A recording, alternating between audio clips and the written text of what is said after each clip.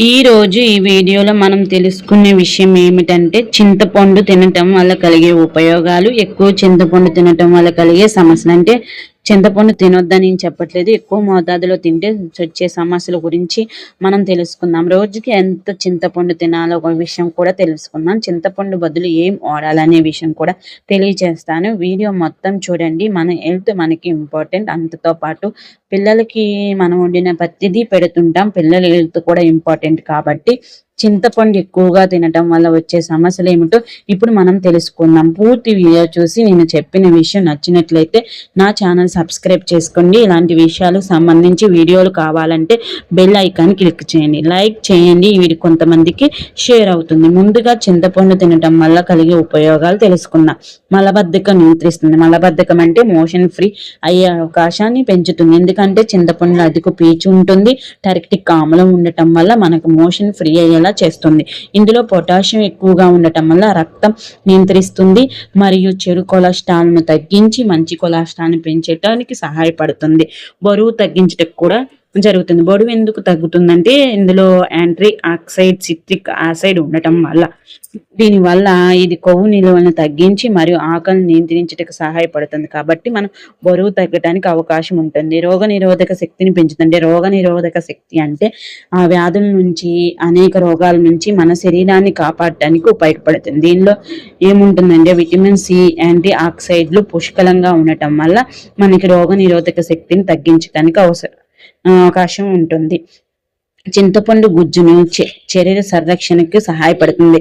అయితే చింతపండు ఎక్కువగా తీసుకోవటం వల్ల కలిగే సమస్యలు ఏమిటో ఇప్పుడు మనం తెలుసుకున్నాం. ఈ విషయాన్ని మాత్రం మీరు క్షుణ్ణంగా వినండి.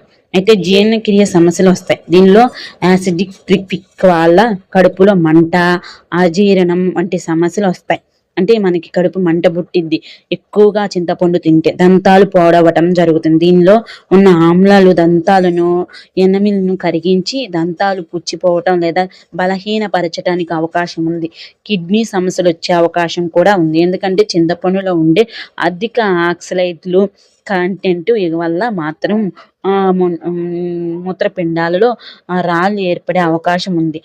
ఇదే కాక పీరియడ్ సమయంలో అందరికీ కడుపు నొప్పి సహజం. దాన్ని ఇంకా ఎక్కువ చేసే అవకాశం ఉంది చింతపండు తింటే. ఇవే కాక విపరీతంగా నొప్పి, కడుపు నొప్పి, బాధ వచ్చే అవకాశం ఉంటుంది. గ్యాస్ ఫామ్ అయ్యే అవకాశం ఉంటుంది. కాబట్టి చింతపండుని చాలా తక్కువగా తినటం అవకాశం ఉంది. పులుసు కూరలు కొంతమంది ఎక్కువగా వండుకుంటారు. ఇలా కొంచెం కూరలు ఎక్కువగా తినటం వల్ల మంట, ఇన్ఫెక్షన్స్ కూడా రావచ్చు విపరీతంగా. కాబట్టి చింతపండుని ఎక్కువగా తినొద్దు, తక్కువగా తినండి. రోజుకి ఎంత చింతపండు తినాలో ఇప్పుడు మనం తెలుసుకుందాం. రోజుకి ఎంత చింతపండు తినాలంటే 10 గ్రాములు మాత్రమే చింతపండు తినాలి. అంతకన్నా ఎక్కువగా తీసుకున్నారంటే మీకు ఇలాంటి సమస్యలు వచ్చే అవకాశం ఉంది. చాలా జాగ్రత్తగా ఉండండి ఫ్రెండ్స్.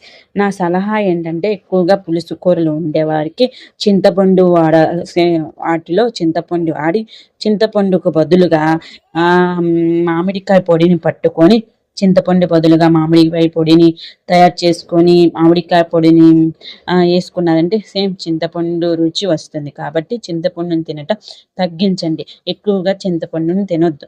అంటే తినండి, ఎక్కువగా తినొద్దు. ఓన్లీ 10 గ్రాముల వాడికే రోజు వాడండి. రోజు చారులు, పప్పుచారులు పెట్టుకునే వాళ్ళు ఎక్కువగా ఉంటారు కదా, అందులో మామిడికాయ పొడి వేసుకున్నారంటే మీకు అంత ఎఫెక్ట్ అనేది ఉండదు. నా ఇన్ఫర్మేషన్ నచ్చినట్లయితే నా ఛానల్ సబ్స్క్రైబ్ చేసుకొని బెల్ ఐకాన్ క్లిక్ చేయండి. ఇంతవరకు లైక్ చేయని వాళ్ళు లైక్ చేయండి. ఇలాంటి ఎన్నో ఇన్ఫర్మేషన్స్ మీకు అందుతాయి. మీకు ఈ అన్ని విషయాలు నచ్చినట్లయితే ఒక కామెంట్ కూడా చేయండి ఫ్రెండ్స్, ఎలా ఉందో నా వీడియో.